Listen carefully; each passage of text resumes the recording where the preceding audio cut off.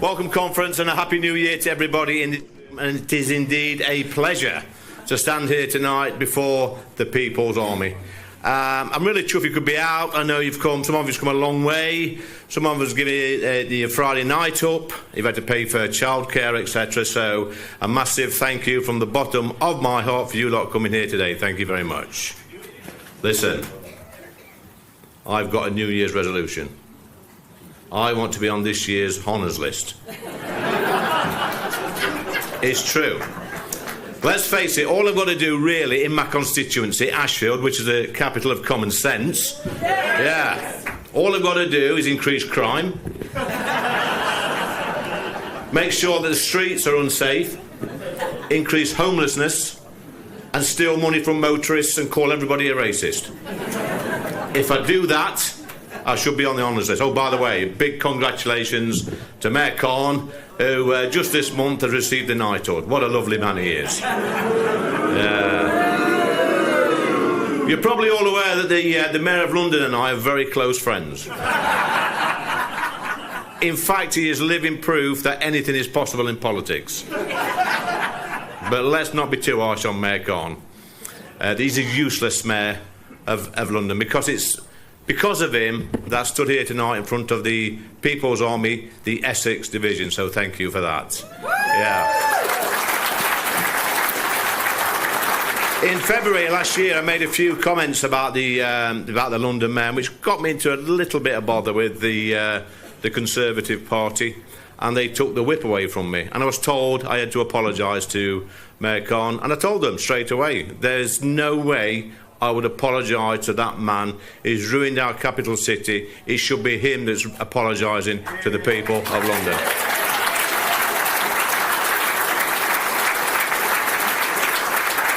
Look at his track record: robbery up, knife crime up, violent crime up, sexual crimes up. Not me that should be apologising, is it? He needs booting out of office. But as soon as the Tory party took his side against me, I knew the game was up. I knew that Reform UK was my destiny, and I then became Reform UK's first ever Member of Parliament. And for the first time, conference, I felt truly at home in my brief political career. I feel part of a truly amazing movement that's captured the hearts and minds of people around the country. People like you, true patriots. We're not far-right protesters. We're just decent, hard-working patriots who love our country and want to leave our country in a better state than when we arrived. Now, I know there's huge pressure on us 5 MPs to help get our country back, but this is a battle, conference, that we must win. I love my country, and so does Reform UK, which is why we will never apologise for our history, our heritage and our culture.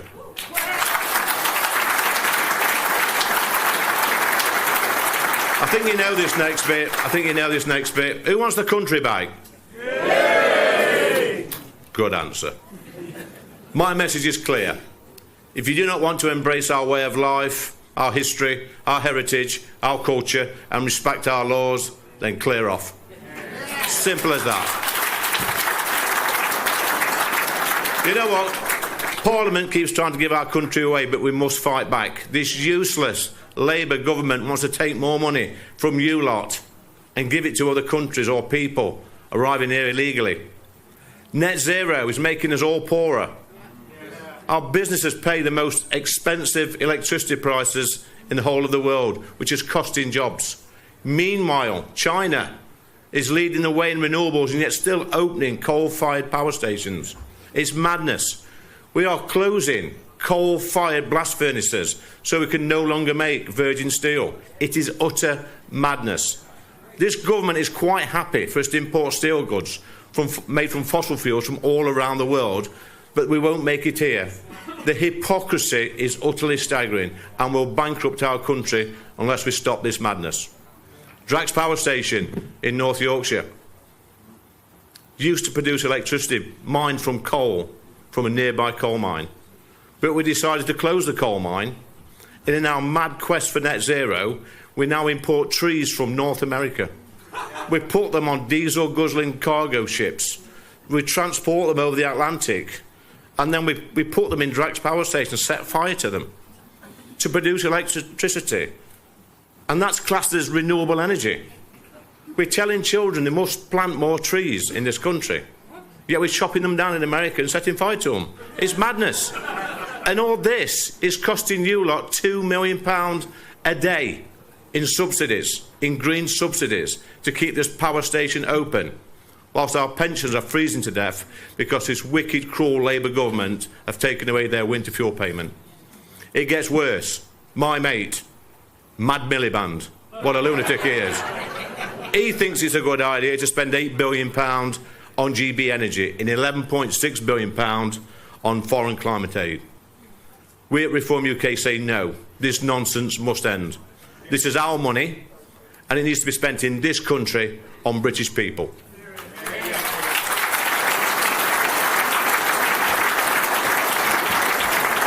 We all know, Conference, that illegal migration has spiralled out of control.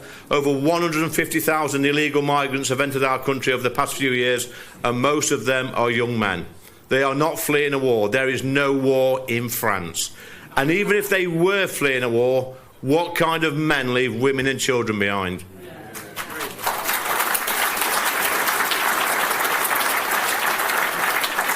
I do not want these people in my country. Only Reform UK will end this madness. But this Labour government is doing the impossible. They are making things worse. Now, you might have heard this bit before. Can you remember when Sir Keir Starmer said he wanted to release the sausages? Well, I thought he was joking. But what he actually did, he released some silly sausages and put them in his cabinet. So look what we have running the country. You've heard it, haven't you? Free geek here. Rachel from accounts. You know that one, don't you? Angela Rayner, the no-brainer. Mad Miliband, the net zero fanatic. And let's not forget about our very own mastermind, David Lammy.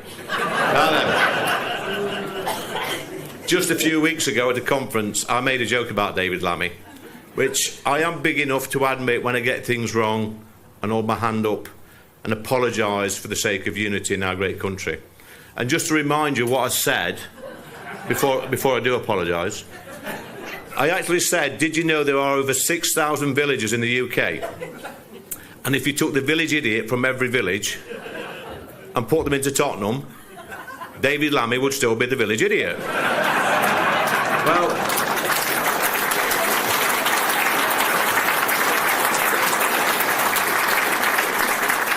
Well, Conference, I must apologise, I'm being serious now, for this outrageous statement, as I have received legal notification on behalf of 6,000 village idiots. They're telling me they don't even know where Tottenham is, and neither does David Lammy.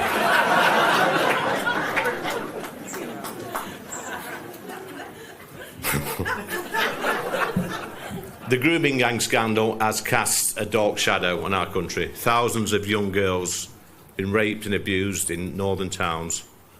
Councils, politicians, police have turned a blind eye, and every single one of these people should be put behind bars.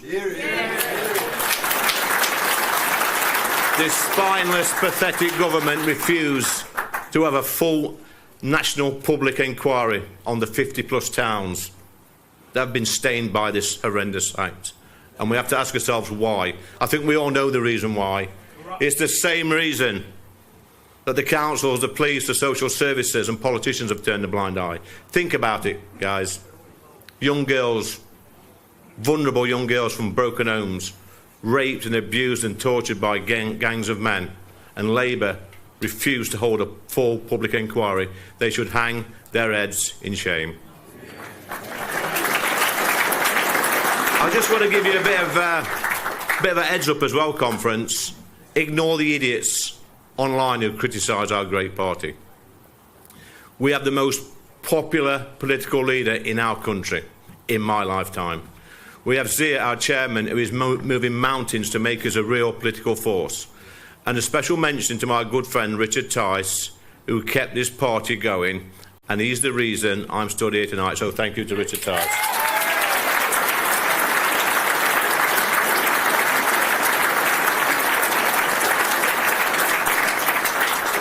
This time last year we had less than 15,000 members, polling around 10%, no money and no MPs. But in just 12 months conference we've completely turned that around. We now have, I think it's 190,000 members. What about that?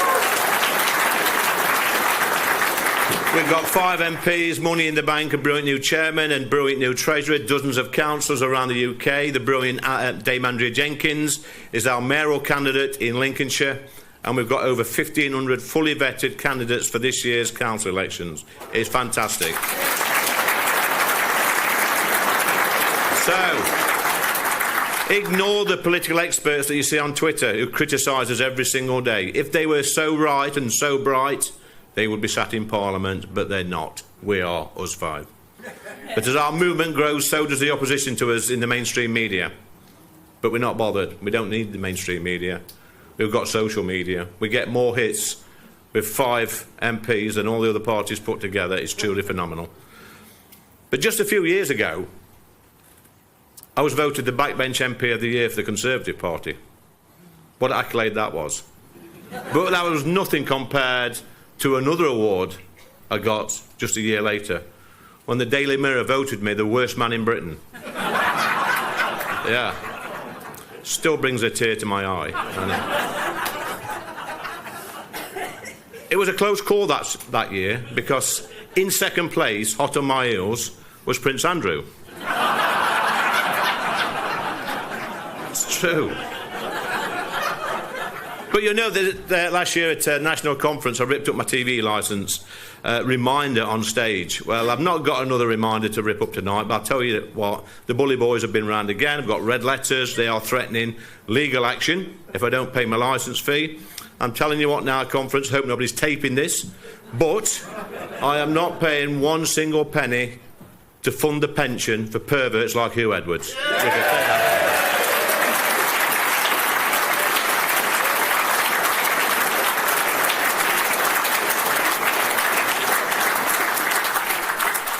Conference, we've got a mountain to climb. We've got all the momentum. You know we have. You've seen it everywhere we go. Everybody's coming out and saying they want to vote for reform. It's absolutely brilliant. We've got local elections this year. Well, some of us have. Sorry. Well, what we're saying to you is, if they cancel your elections, which it looks like they're going to, we've still got elections up in the North and Midlands, and the People's Army will fight. They'll win those elections, and then in a couple of years' time, the army will come south, we'll come down the A1, and we'll win your elections for you as well. I can guarantee you that.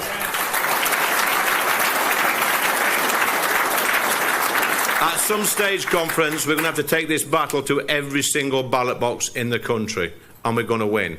The People's Army can do this. I know they can. I've been around a few years now in politics, and I've never felt so proud, so emboldened to be part of such a movement that is going to take our country back and save it. So what I want to say to you all is get involved, sign up friends as members, donate a few quid if you can, stuff envelopes, deliver leaflets, and then you know what? In a few years' time you'll be able to tell your children and your grandchildren that you were part of a movement that helped take our country back. Thank you, conference.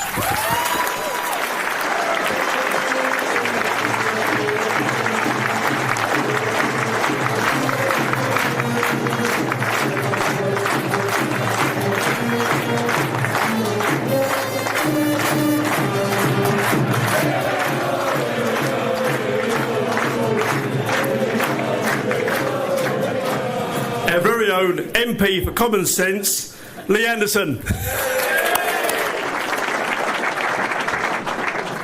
Next on the agenda is the Deputy Leader of Reform UK, Member of Parliament for Boston and Skegness, Richard Tice MP.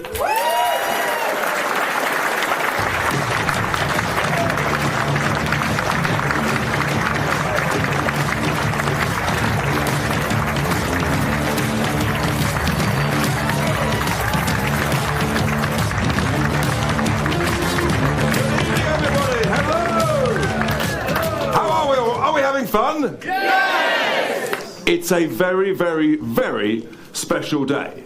Friday the 31st of January. 5 years ago, this evening, exactly at this moment, some of you might have been with me because Nigel and I, we organised a small party for about 100,000 people, our close friends, in Parliament Square, celebrating Brexit Day. We must never forget that great day. Momentous moment. But of course, if you're going to do a job, do it properly. Or don't bother. And of course, we've been let down by the Tories. Have they done Brexit properly? No.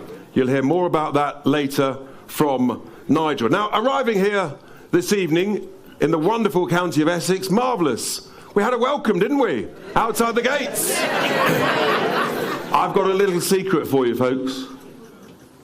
Kemi organised it. I mean, seriously. You know, it's not going very well for the Tories, but then what would you expect? I mean, did the Tories, after Brexit, did they make you better off? No. Did they control our borders? No. Did they improve our health service? No. What did they do? Oh, I remember. They opened our borders to mass immigration. And they put in legislation, probably the most stupid act ever invented. Net zero. I'll come back to that a bit later. So quite rightly, the Tories were thrown out at the general election. Now, about a year ago, I introduced a new word to the English language. It's not yet in the dictionary. And I thought I was being a bit bullish by introducing the word Starmageddon. I thought, no, it can't be that bad. But can you believe it? I mean, how's it going, folks? Here we are, 6 months in.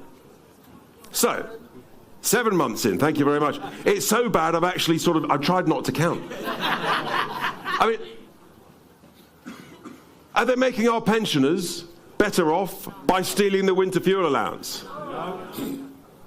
Are they making anybody better off with the blunder budget, where they've increased the national insurance contributions on employers? Is that making us better off? Is it making us better off by increasing regulations on small, medium and big businesses? Is that making you better off? No. Is anything they're doing making us better off? Does it make us better off, folks, to send £20 billion to spend that on carbon capture schemes that even the Green Party say don't work? Does it make us better off to spend 9, 10, 11 billion pounds on mad Miliband's climate change schemes overseas, sending it overseas? Does that make us better off? No. And now what do they want to do? I'm a real estate guy. They want to give away the freehold of the Chagos Islands to Mauritius, who've never owned them. Never owned them. Normally when you give away a freehold, you actually sell it because it might be valuable. And they pay you. But under these clowns running the government, they've decided, no, we'll pay them. I mean, what sort of idiot does that? And how much are they going to pay? 10, 20 million? No. A billion? No. 2 billion? They want to spend £9 billion of your cash giving away an incredibly valuable asset. And hopefully, we're going to stop that. None of this stuff that they're doing is making any of us better off. It's quite remarkable because they came in promising integrity, transparency, and they've had glasses and suits and tickets. They came in promising they would fix the foundations. Have they fixed the foundations, folks? No. I'll tell you what they've done. They've sabotaged the foundations. Our economy is going in the wrong direction, fast. Growth has completely flatlined. I'm worried that we're heading towards recession. And the markets, the bond markets, are fragile and tense. And this could get very serious very soon. Jobs are down. Confidence is down. Investment is down. The only thing that's going up are your bills. Is that making you better off? It's a catastrophe. These people have no idea what they're doing. When we sit there in the Houses of Parliament, you listen to some of these people, and they're reading what they've been told to say. It's pathetic. I mean, if you can't stand there and have the conviction and the courage and the knowledge actually to say something that you believe in, not what you've been told to say, then frankly, I'm not sure you deserve to be there at all. But that's who they are. Not a single member of the cabinet has run a business, has lost sleep over whether they can pay the salary bill at the end of the week or the end of the month. And these people are literally ruining our country at every level, financially, culturally, socially. But don't worry.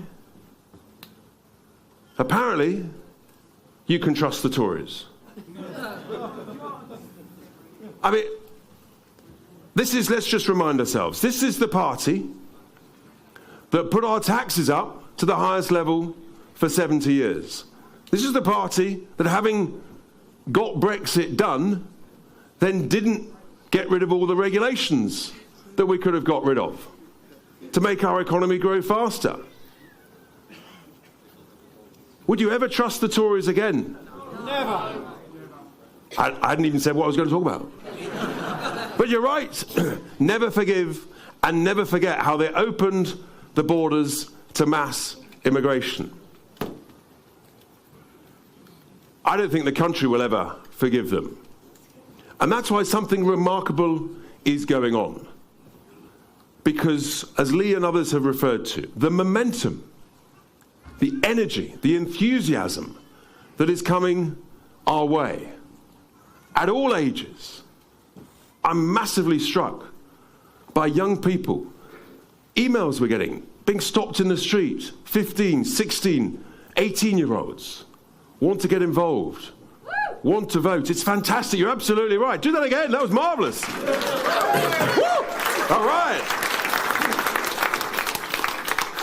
And this is how we're going to win the next election, because there's going to be an energy at every single level. Because what people are working out is that it's only Reform UK that is going to make people better off. And ultimately, that's what matters. That is what matters. How are we going to do that? I'll give you a few clues. The first thing is, we've got to cut the vast amount of bungling, bureaucratic, unbelievable amounts of government wasteful spending at every level, across our councils. I mean, some of this stuff, I mean, it's serious because it's your money. But sometimes, even in politics, I mean, you have to laugh at the madness, because otherwise we'd completely tear our hair out. I'm lucky enough still to have some. But my favourite is the bat shed. Oh yes, because the bright sparks that thought it was a good idea to build HS2, spend 100 billion on that, and then decide they're not going to build it, or are they going to build it? Are they going to put a station into London? No. I tell you what they'll do, they'll focus on the bats. How much money do you want to spend on a bat shed, folks? None? 100 quid? Anyone want to spend £1 million on a bat shed? You are a stingy old lot. Anyone want to spend 10 million quid on a bat shed? Would you believe how much they've spent on the bat shed? This is the bat shed of all bat sheds. £100 million. Seriously, on a bat shed. I call it, if you're a very sensitive disposition, block your ears. I call it the batshit bat shed. 100 million quid. I put a tweet out. I said, "Dear bats, we're putting a train line through your forest. If you don't mind, folks, could you just move the other side of the wood? Because we can't afford £100 million on a bat tunnel that won't protect you, won't help you, and you're not interested anyway. Love Richard. Honestly, at every level, there's a story that's going to come out in the Sunday Telegraph this weekend that is going to make your blood boil about more extreme government waste. Look out for it. Wherever we look, there's wasteful spending. And as MPs now, we're getting whistleblowers come to us. And it is truly, truly shocking. Incompetence, woeful procurement, and I'm afraid to say, folks, fraud and corruption at every level. This net zero, I mean, it's the worst thing. It's the greatest act of financial lunacy ever imposed. It really is.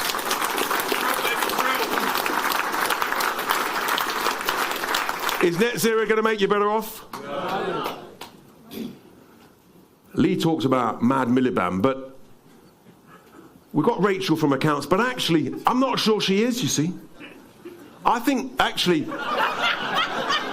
think she's Rachel from complaints. Bless her. I mean, she's doing her best.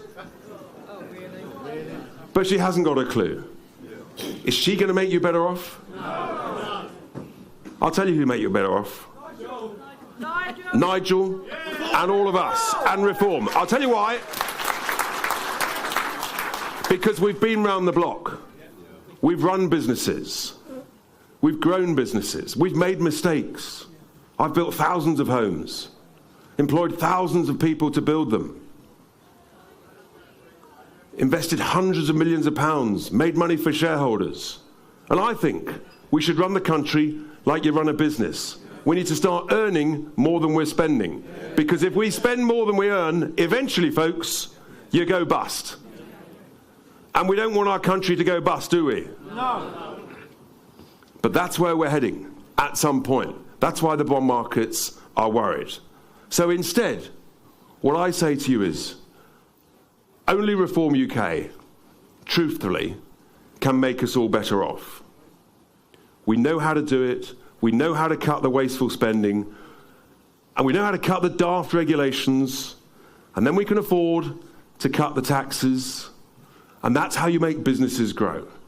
You can't tax your way out of a crisis. We've got to grow out of a crisis. We've got to scrap the lunacy of net zero. And I tell you what, folks, we are winning that battle. The worm is turning, and Labour are beginning to panic.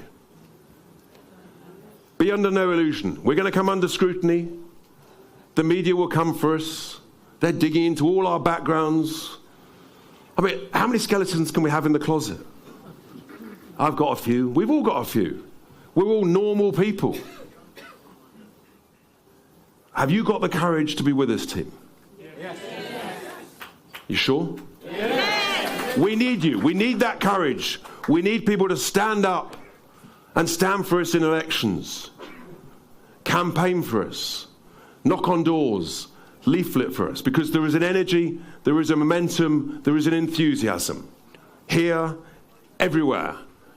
And I absolutely promise you, with your help, with the help of everybody in all these branches up and down the country, I've no doubt whatsoever, we will win the next general election. So I say to you all, be with us, work with us, let's make Britain grow again, and ladies and gentlemen, let's make Britain great again. Thank you very much.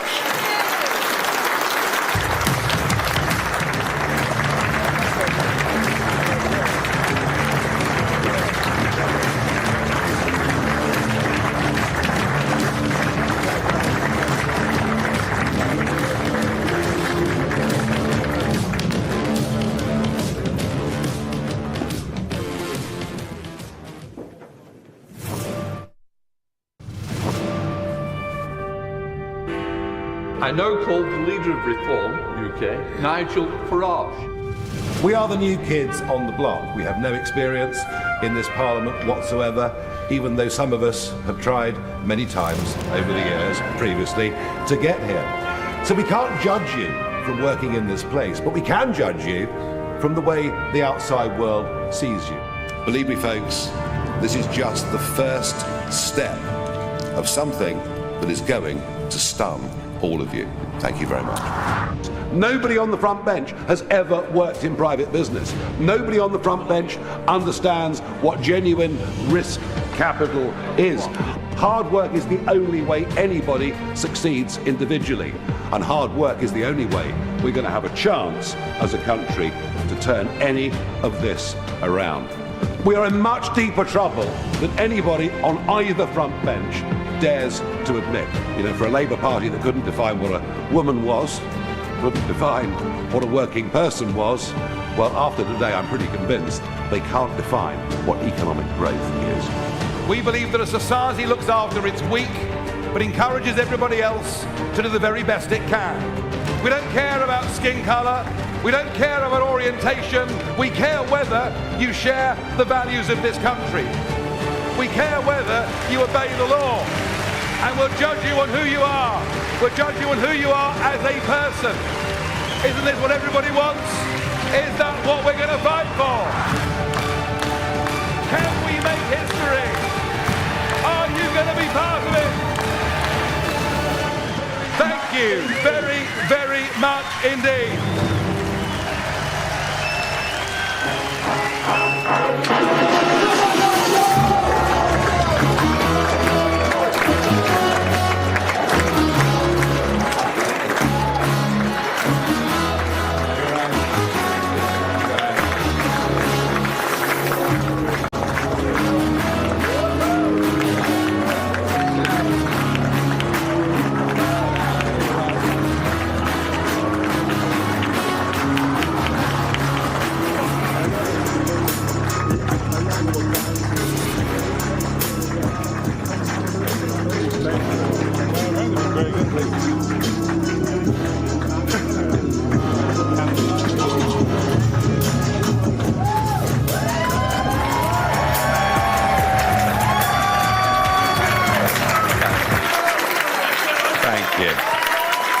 Thank you very much indeed. Thank you.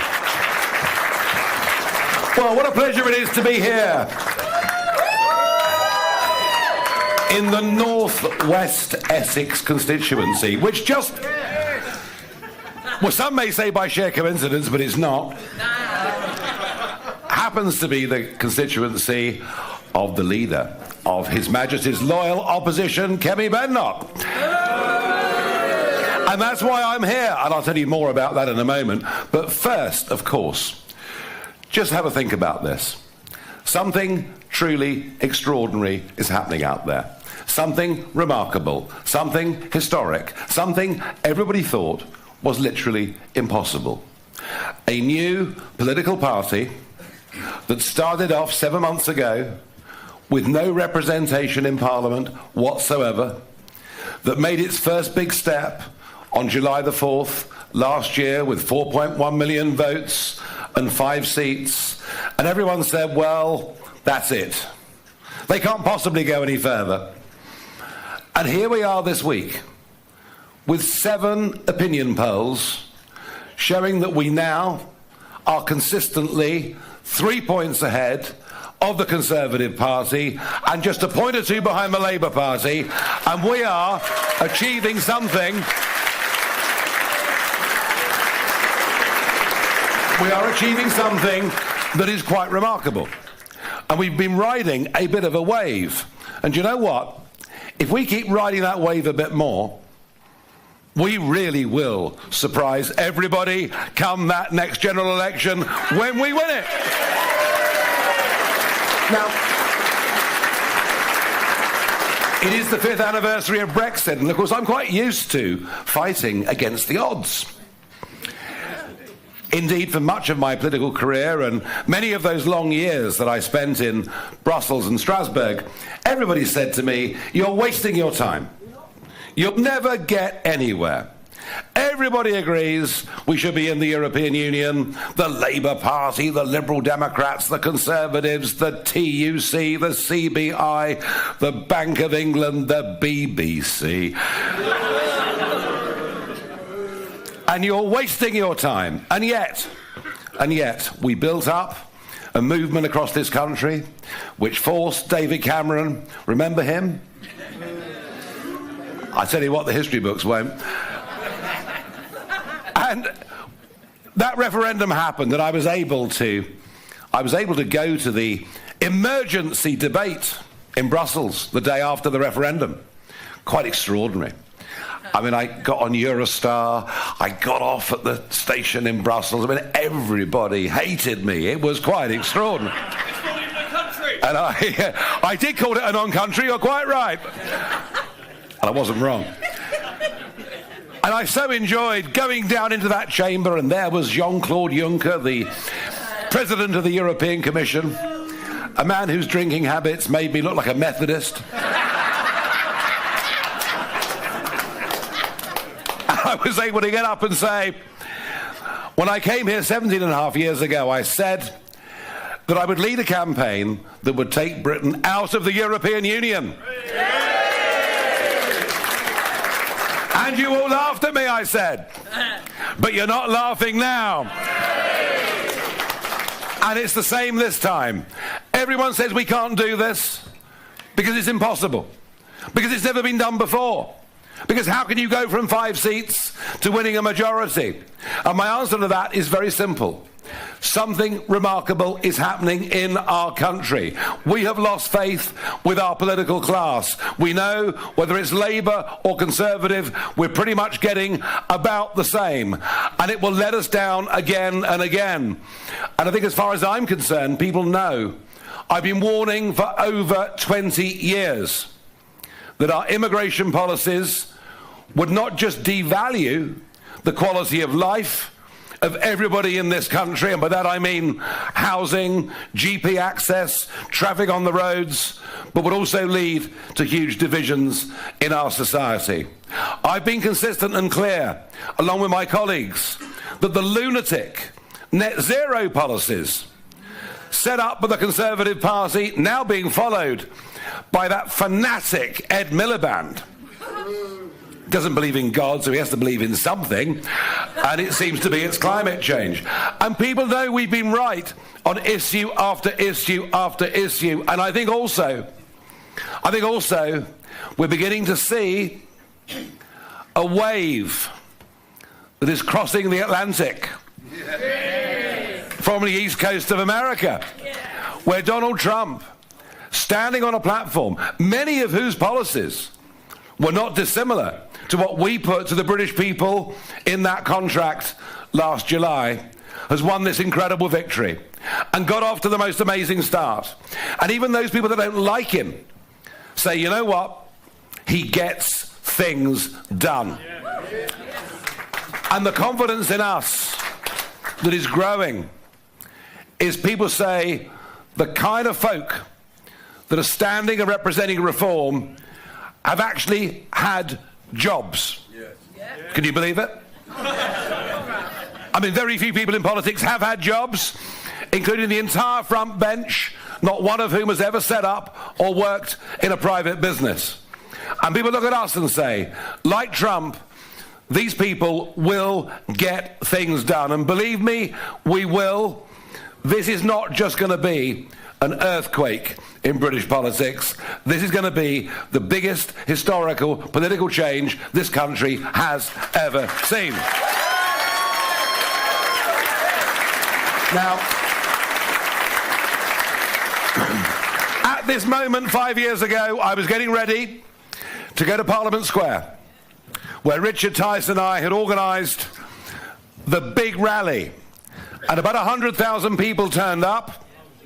It was an amazing event, and as the clock ticked down to 11 o'clock, I had the honour of counting down 10, 9, 8, 7, 6. Bush And the joy in the crowd was incredible. We'd achieved something remarkable. It was the greatest constitutional victory against the establishment seen for many centuries in Britain. It was amazing. And yet, where was Boris Johnson? In 10 Downing Street, rather pathetically banging a gong. And do you remember the faces of Michael Gove and Boris Johnson the morning after the referendum? They looked in total shock. They didn't really want to leave the European Union. It was all a game about who leads the Conservative Party. So 5 years on, I'm asked, inevitably, has it been a success? No. Well, look, constitutionally, it is a success. We are out, and we will not be rejoining. That's important. That's fundamentally important. And I think in terms of foreign policy, we stand far taller on the world stage with Brexit than we ever did before. The nuclear submarine deal that we've done with the Americans and Australians wouldn't have happened as EU members. The lead we took over Ukraine, whether you agree with it or not, was not something we could have done under a common European foreign policy.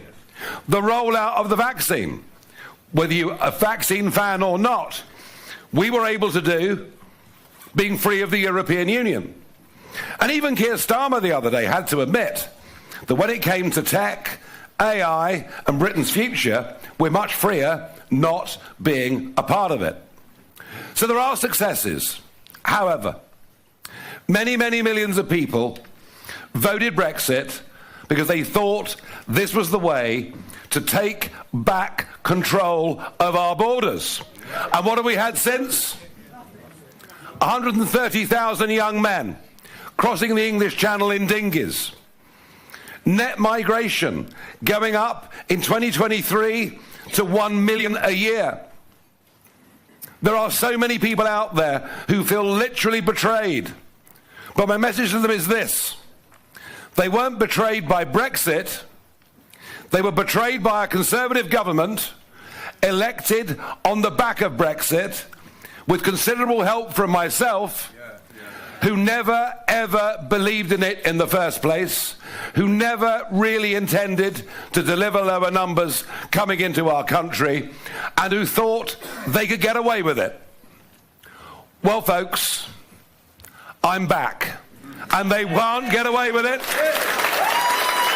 And frankly, they should never be forgiven for what they've done. And equally, millions of people out there working in business, some self-employed, some with their own businesses as directors, others working for companies.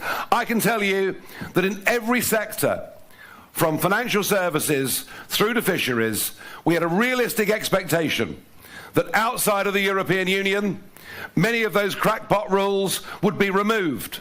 There'd be a simplification of the rule book. And actually, in many industries, things are worse than they were at the time. Brexit was the right thing to do. Getting back our sovereignty, control of our nation, of course, was the right thing to do. I look at the state Europe's in, and you think things are bad here. You want to cross the channel. And I know we've done the right thing. But to actually deliver what people wanted, we need a political party in government that actually believes in Brexit and will keep the promises that were made to the British people, and that party is Reform UK.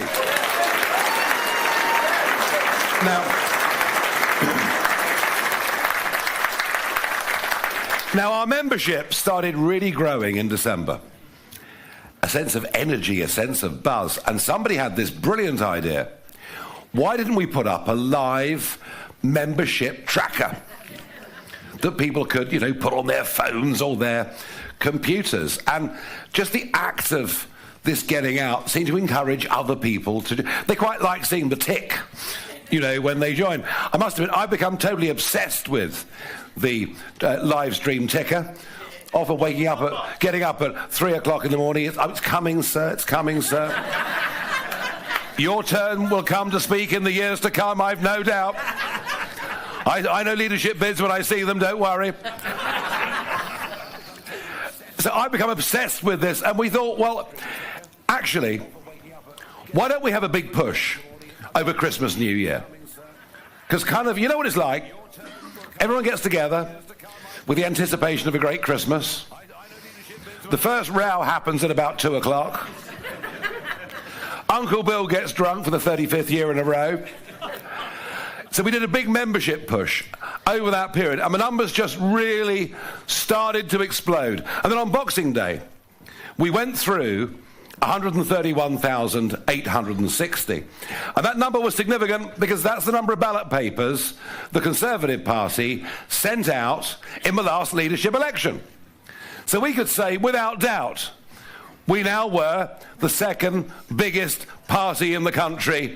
What a Boxing Day present that was, until about 5 o'clock on Boxing Day evening. The Right Honourable Member for North West Essex decided to comment on the situation, and she was, I have to say, less than flattering. Now, what she had to say, I thought it was quite remarkable, really. She said, "It's not real. It's a fake. Cooked, coded to tick up automatically. This kind of fakery gets found out pretty quickly." Now, I wasn't very happy with this. And so we invited in some journalists from the Financial Times, from Sky News, from organisations not necessarily seen to be our friends, and they had a look at the system that counts our membership.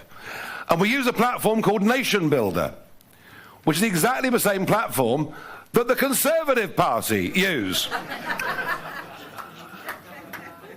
And everybody agreed that the numbers were genuine. So I asked, and look, I've been in this game a long time. You know, I'm big enough and ugly enough to take all the insults you can throw at me. I literally couldn't care less. It's the rough and tumble. There's a few queuing up there now, I can tell, but it's the rough and tumble of the game. But don't call me dishonest, because I'm not dishonest. And nothing actually could damage your reputation more than being seen to be dishonest and being a fraudster. So I asked for an apology, and there didn't come an apology. So I said I would take action, which people thought meant I'd sue. Now, I'm not very keen on suing, although I'm sure there are some lawyers in the room who think it's great, because they make the money and nobody else. But to sue, you have to prove actual harm. And the truth is, the sheer publicity that those tweets had given us probably got us an extra 20,000 members. So suing was not an option. I thought, well, the next best thing was to come and visit and meet my fake members in the North West Essex constituency. Well, I've got to tell you, looking at you, having met a few of you, you don't look very fake to me. You look very real. And I tell you what, the opposition should be bloody scared of you.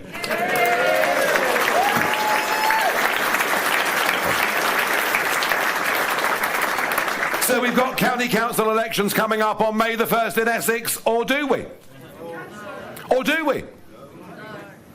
What I do want to say, and thank you for coming along on a Friday night in such numbers from this area, but what I do want to say is we do need more men and women to come forward to stand as candidates for local council and for government at whatever level. And after this event, there'll be tables outside where you can express an interest, and we will vet you, which we didn't do terribly well last time round. In fact, it was probably quite near a catastrophe, but never mind. It was a brand new organisation. I said I would democratise and professionalise this party, and we are doing it. So please come forward in numbers. We need good folk to stand up to represent their local community. Now, there are 1.1 million voters, eligible voters in Essex, who should be going to the polls on the 1st of May. And yet, the Labour government have decided they're going to completely change the structure of local government. They'll get rid of district councils and county councils, replace them by a series of unitaries. Essex will have between 3 and 5 unitaries, and then a mayor will be over the top of all of it. Now, whether you agree with these changes or not, and I'm sceptical, I've got to tell you, I'm very sceptical. I think that some of the smaller district councils that represent the more rural areas and the small towns will finish up actually being governed by the priority of the bigger cities. So I'm concerned about it. But whether we do it or not, shouldn't we have a debate about it first? Yes. Should we have a conversation about it first? Yes. And how extraordinary that it's the Conservative-led Essex Council that have asked for these elections to be cancelled for perhaps up to 2 years, when it's going to take at least 3 years for the changes to take place, and the term's only 4 years. There is not a single good excuse for any of the 20 million eligible voters in the English counties, not a single valid excuse for any one of them to be denied their vote on May the 1st this year. Not one. Not one.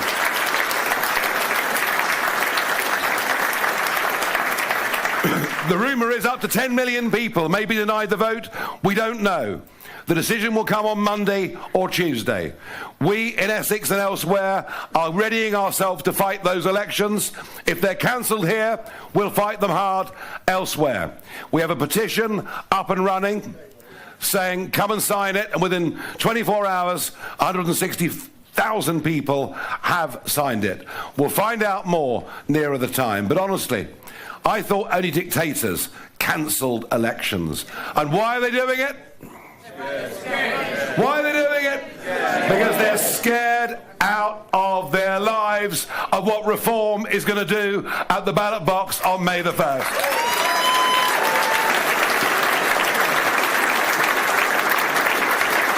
And so they should be. So we will battle on. We will continue to build our party. And isn't it great? Here in North West Essex, and I checked the numbers just before coming onto the stage, we now in this constituency alone have 490 paid up members and 460 registered supporters. That in North West Essex alone. And I tell you what, folks, I think we can build on these numbers. I think we can build on the now 190,000 to answer you from earlier. The now 190,000 that we've got. There is momentum behind this party. There is optimism and energy behind this party. And we know what we stand for. Yeah. Family, community and country. They were the words that came into my mind as I travelled up to London in the car on the 3rd of June last year.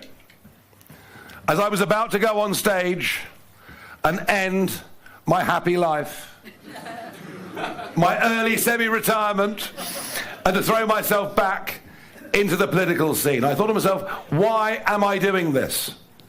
What are the things that matter to me? And I think family, community and country doesn't just sum it up for me, I think it sums it up for virtually all of us in this nation. And we've had enough. We've had enough of weakness, gutlessness. We're sick of the education system poisoning our kids. We are unafraid to stand up. And I hope and believe that many things that will happen in America will serve as an inspiration to us.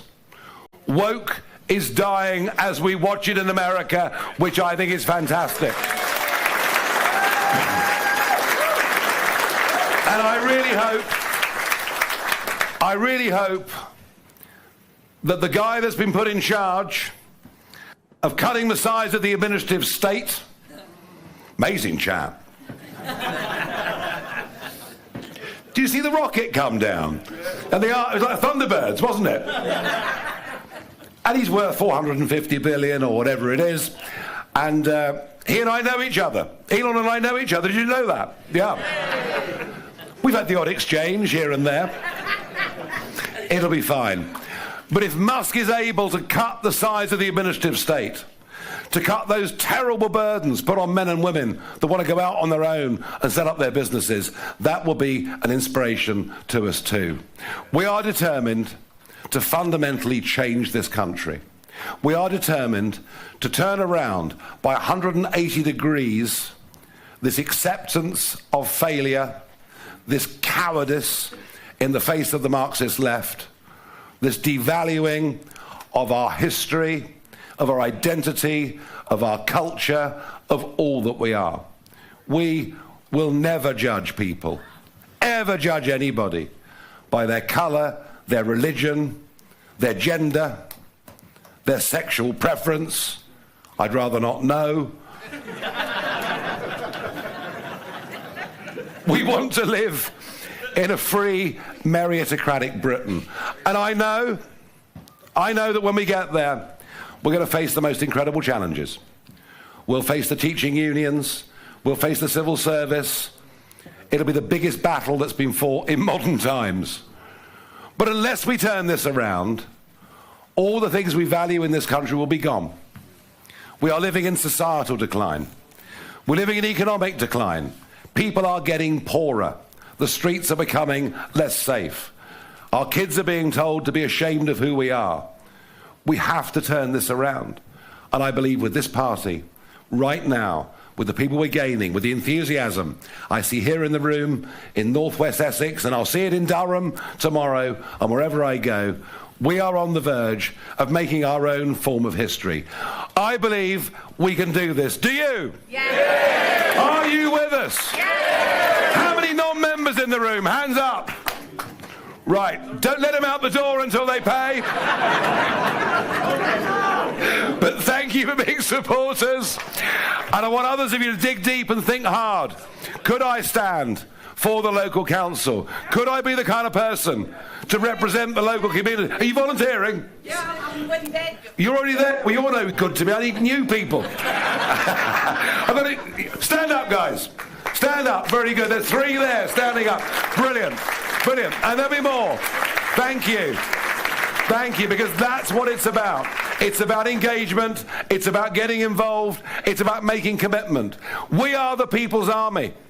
And we all have to do our bit, whatever that is. Whether it's delivering a few leaflets in our streets, whether it's talking to our friends, whether it's going round the pubs.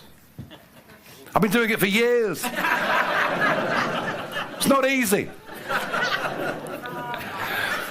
We need to make you fishers of men. We need to make you go out there and spread this message that we are on the verge of something truly astonishing that will improve our country. Thank you very much indeed for coming along and listening. Thank you.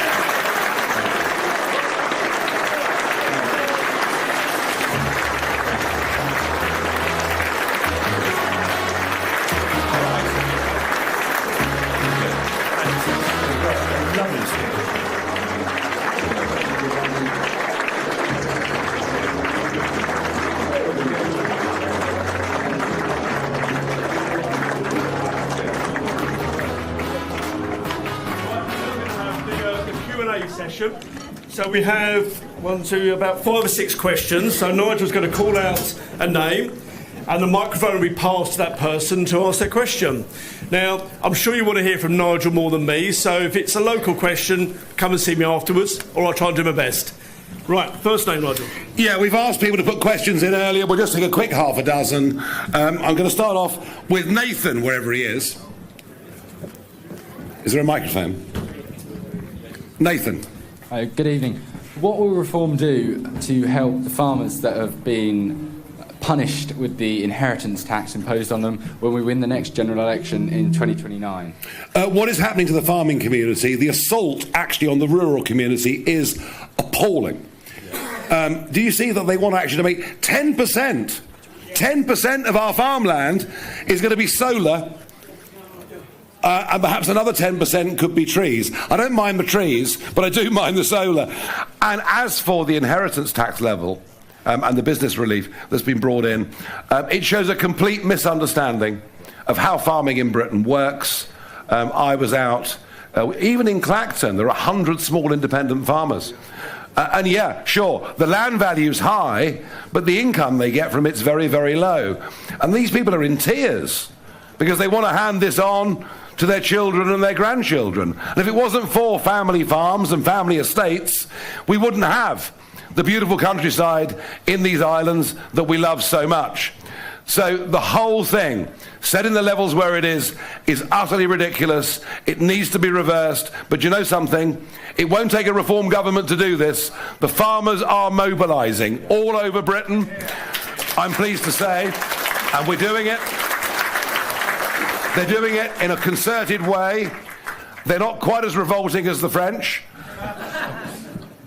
but they're doing it. And Labour now have 100 seats in rural or semi-rural constituencies. I think the government will give way on this. We could argue the same for family businesses too. Yeah. You know, very different tax regimes now for family businesses hanging down. No, the farmers are going to get some big concessions on this. It may not be great, but it'll be a step in the right direction. But you have my absolute doubt we will be fully behind our rural communities in this country. We really will. Thank you, Nathan. Adam is the next up. Adam was next. Yep, you got it. Great. So how are reform going to convert the net zero house builders that don't want to be caught up with the rest of the net zero crap that's going on around? So people that just want to build better homes but not worry about the wind farms and all the rest. Well, nobody objects to better homes, and everyone knows that we need better insulated homes. And, you know, actually heat pumps can work on modern build homes. But Trump put them on a 1950s property, and they're a complete and utter waste of time. So do we want... I mean, look, the fact we're opposing what's being done in the name of climate change does not mean we're heathens, does not mean we don't care. In fact, I would regard myself very much as an old-school environmentalist. So look, I think the balance there is not a problem. Perhaps an even deeper question is how do we convince a lot of people between 25 and 45 who've been absolutely indoctrinated in school that we're all going to be fried to a crisp within the next fortnight if we drive a Range Rover. So look, you know, do you know what? Richard Tice and I tried 4 years ago to organise a series of public meetings around the country to warn about net zero. And we couldn't even get a venue to accept us. Nobody wanted to hear us, but now we're being proved to be right. So we will win this argument, and we have to have cheap energy. I mean, how can we have 6 times the cost of American energy? Is it any wonder? Refining's going, aluminium's gone, chemicals are going, cement's going. I mean, all these big industries cannot afford the cost. Steel cannot afford the cost of electricity. We have to have cheap electricity, and that means not importing gas, not importing oil that we don't need, producing it ourselves in this country, and the same goes for steel. Why not make our own rather than import it from India and China and elsewhere? So we will not back off on this one little bit. But I think with the builders, there are compromises and new builds we can build to very high environmental standards. Thank you. I've got a couple more. I've got Malcolm somewhere with a question. Good evening, Nigel.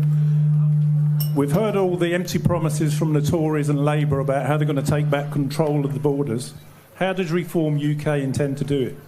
Well, 2 points. One is the illegal migrants that come into Britain.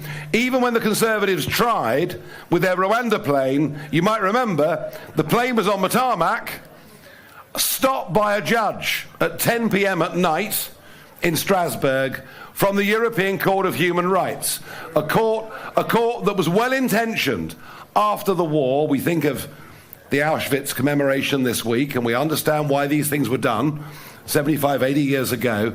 But now serves no purpose other than to be activist itself. If we don't, I mean, it took us 10 years to deport Abu Qatada, right? We must leave the European Court of Human Rights and get back the ability to decide for ourselves. We must make clear that nobody that comes via this route will ever be given refugee status, just as Tony Abbott did in Australia back in 2012, and it started. I mean, that was it. He towed the boats to Indonesia. He said you can't stay. Within a fortnight, the boats stopped coming. We can stop it. But the even bigger problem, and I know that the $5 billion a year cost, the unfairness of what's happening. The new shoes, the new clothes, the new iPhone, the pocket money, and goodness knows what else. Yeah, it rankles. But you know what? It's legal immigration that is changing this country more quickly. The population explosion, 10 million in 20 years, and the Tories even more guilty than Labour of this. We will have net zero, but not on climate change, on immigration. People will come, people will go. No population increase due to immigration from us. All right?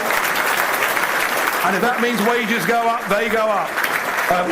Two more quick questions. Ben is one of them. Ben. Not if, but when we take Parliament, how are we going to finally implement Brexit? Well, constitutionally, we've won. We're out. We're not going back. Although I do fear with Keir Starmer, he looks so happy, doesn't he, these days? I do fear with Keir Starmer we'll get closer and closer and closer to a set of European institutions, and I fear that we'll start to mirror single market rules. And this to me will be crazy, because the closer we get there, the more difficult it comes to form something really constructive in trade terms with America. So, you know, there are no straightforward, easy answers. But look, don't worry, have confidence, we'll do it. What would you do? Follow you.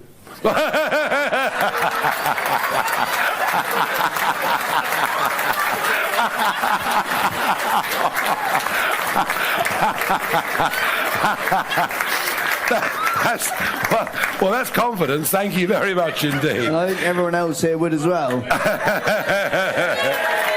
Thank you. Right, we've got one more question before we do some photographs. Justin, please. Good evening, Nigel. Hello. Thank you for coming. Nigel, there's a lot spoken about President Trump building a phenomenal coalition around his last electoral campaign, and a lot spoken about that for Reform to emulate, they'll have to do the same. Any words on that, and anything you can share with us tonight as to what your vision and strategy is? Yeah, do you know what? The old ideas of left and right are out of the window. They're gone. And we're redefining that. And the press can write about the threat to Kemi, the threat to the Conservative Party. Actually, what the polls show you, we're taking more votes from old Labour than we're taking from the Conservatives. What it's about now is whether you believe in your country, whether you think patriotism matters, whether you think borders matter, whether you think national identity matters, or whether you've got other rather more airy-fairy ideas about the world and how we should be governed. And you know what? We're actually the down-to-earth pragmatists. And we will build a coalition amongst ordinary folk who want their bills to be cheaper. We will build a coalition amongst men and women that run their own businesses. We'll build a coalition with all of those that currently serve or have served in uniform for this country. And we will. I promise you. Even this week, going into Buckingham Palace, the copper said, "Keep up the good work."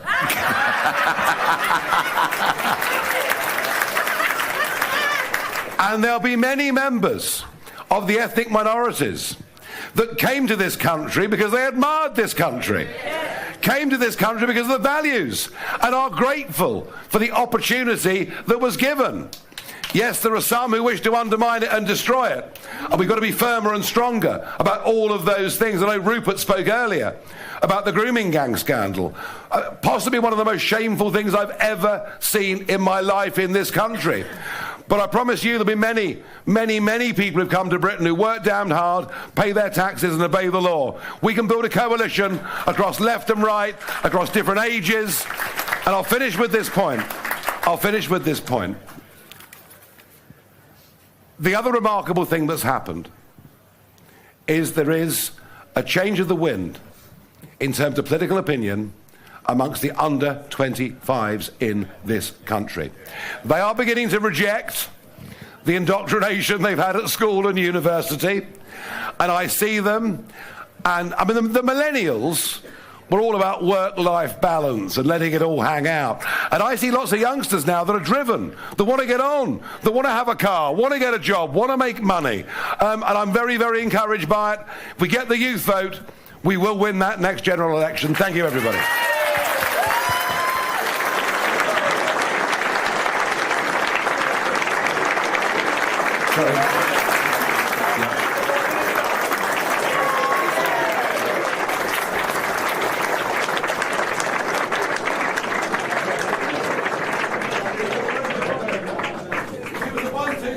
One, two, three.